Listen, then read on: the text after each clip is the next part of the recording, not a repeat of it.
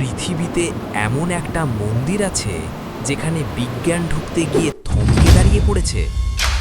এটা উড়িষ্যার পুরীর জগন্নাথ মন্দির। মন্দিরের চূড়ার পতাকাটা বাতাসের দিকে না, সবসময় উল্টো দিকে ওড়ে। মন্দিরের ঠিক ওপর দিয়ে কোনো পাখি উড়তে দেখা যায় না। বিমানও এই এলাকায় নিষিদ্ধ। প্রতিদিন 1,00,000 মানুষের জন্য রান্না হয় এই মন্দিরে। কখনো খাবার বেশি হয় না, কমও হয় না।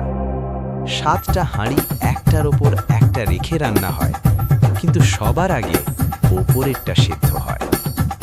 মন্দির থেকে মাত্র 200 মিটার দূরে সমুদ্র। বাইরে দাঁড়ালে ঢেউয়ের শব্দ স্পষ্ট শোনা যায়, কিন্তু মন্দিরের সিংহদ্বার পেরোনেই একদম নীরব, যেন শব্দও সেখানে প্রবেশ করতে পারে না। এগুলিকে বিজ্ঞান এখনও ব্যাখ্যা করতে পারেনি।